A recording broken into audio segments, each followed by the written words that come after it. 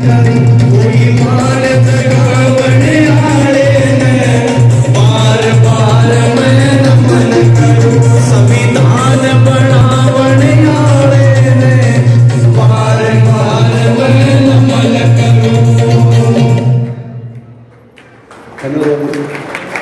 देखिए मेरे साथियों, अभी ना एक हमारे वक्ता ने कहा कि राजनीतिक आरक्षण खत्म हो जाना चाहिए।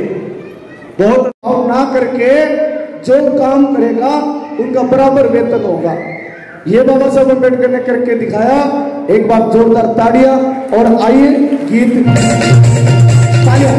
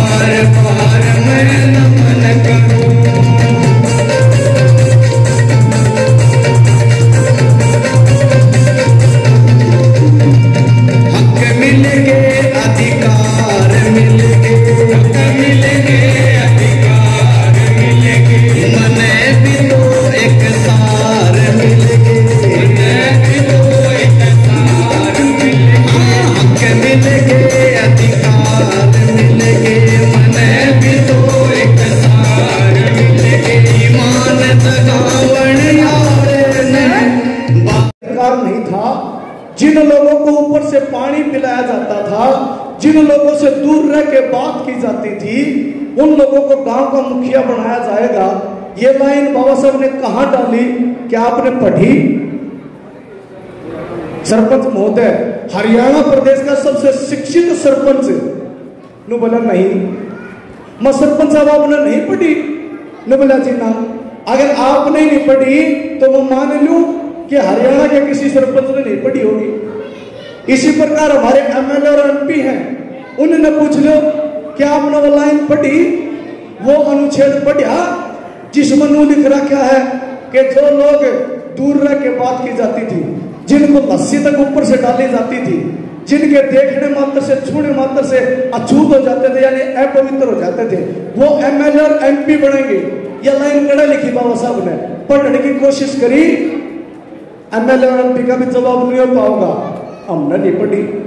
आड़ा बैठे मास्टर डॉक्टर सारे जने, वो भी ध्यान से सुनो, वो भी नहीं इस बात में पढ़ पाए होंगे कि कड़ा लिख रखा है कि हम अछूत समाज से संबंध रखने वाले लोग मास्टर बनाएंगे, डॉक्टर बनाएंगे, क्लर्क बनाएंगे। साथियों, मैं भी हरियाणा प्रदेश में एक गवर्नमेंट टीचर हूँ, मैं भी एक टीचर हूँ। तो मैंने साथियों को दावा तो नहीं करता कि मैंने पढ़ी है, लेकिन गारंटी है मैक्सिमम लोगों ने, नौकरी वाले लोगों ने ये लाइन तक नहीं पढ़ी होगी कि हमें आरक्षण है कहाँ। अनुच्छेद नंबर 335 15 का डी और 16 का डी पढ़ा नहीं मिलेगा।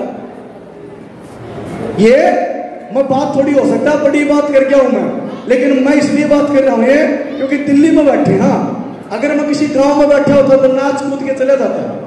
मैं सोचू दिल्ली में तो पढ़े लिखे लोग हैं, थोड़ी पढ़ी लिखी बात कर रहा, मैं पढ़े लिखा नहीं हूं लेकिन पढ़े लिखे दोहरा बैठा हूं। तो साथियों, मैं ये कहना चाह रहा था कि आरक्षित तो सीट होनी चाहिए कि ना होनी चाहिए आगे की बात है, लेकिन कम से कम जो सीधे लागू पड़े, जो वो हमें एक बार पढ़ तो ले, एक बार पढ़ तो ले। गीता हिंदुओं का सबसे पवित्र ग्रंथ है। गीता को ब्राह्मण से डिबेट करो, आपको जीतने नहीं देगा। कुरान मुस्लिम का पवित्र ग्रंथ है, कुरान पे डिबेट करो, आपको जीतने नहीं देगा। बाइबल तक किसी से चर्चा करो तो जिस धर्म को मानते हैं, आपको जीतने नहीं देगा। गुरु ग्रंथ साहिब पर सरदार से चर्चा करो, आपको जीतने नहीं देगा। संविधान आपका ग्रंथ है, आप चर्चा करो संविधान की।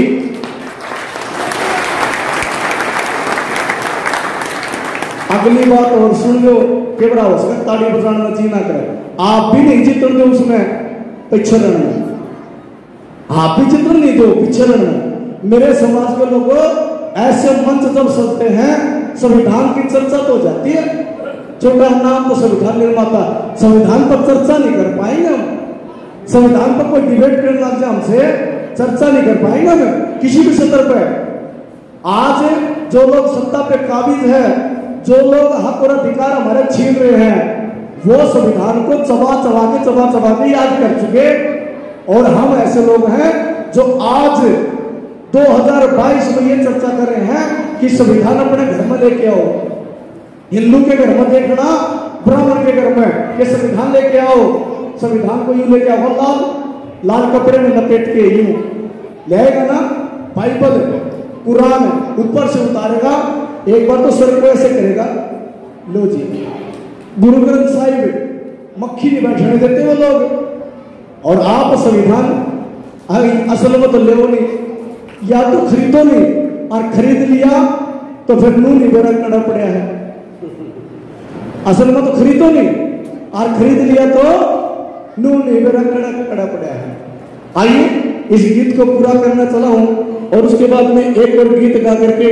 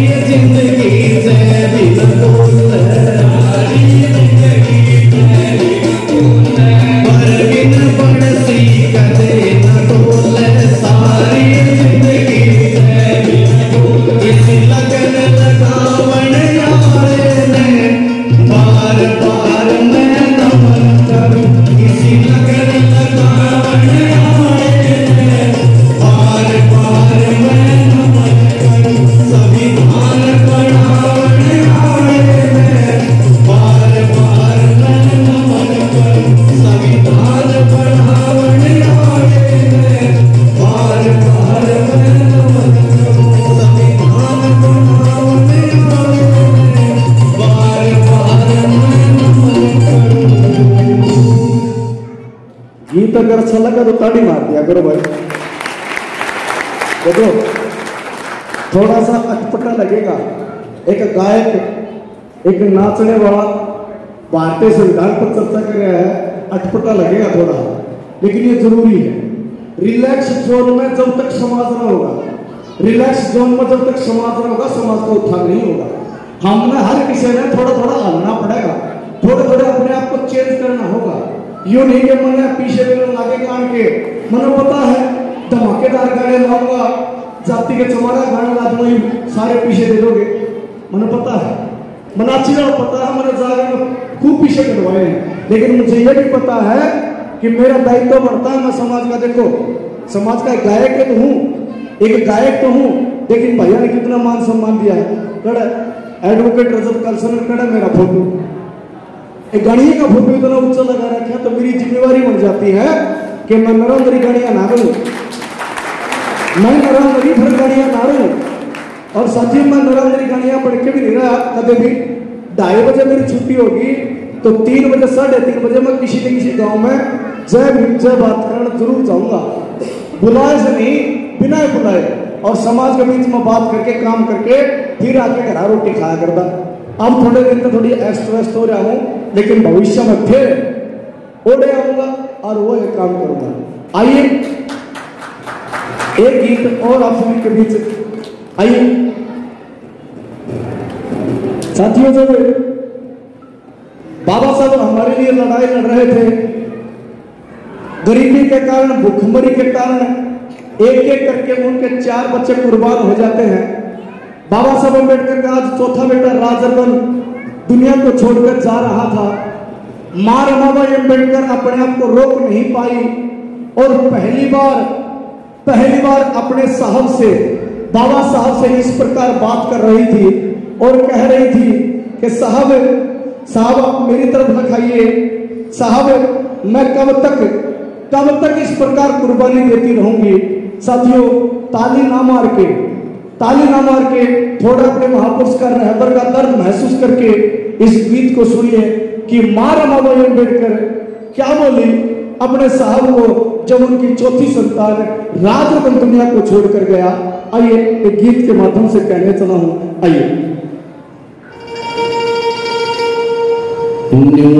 कद लग चलेगा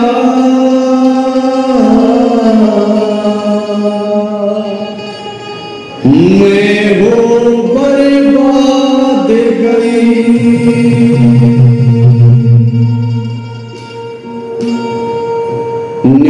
कद लग चलेगा मैं वो बर्बाद गई, कद लग चलेगा मैं वो बर्बाद गई।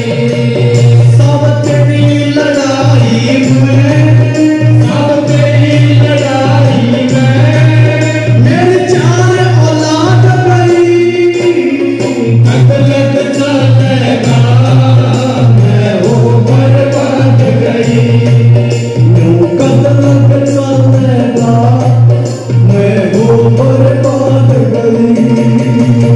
साहब ऐसे कब तक चलेगा, मुझे कितनी और कुर्बानी देनी है। आइए मां रमाबाई अम्बेडकर क्या कहा, दुनिया के दुख काटने आए समझ मेरी लाचारी, दुनिया के दुख काटने आए समझ मेरी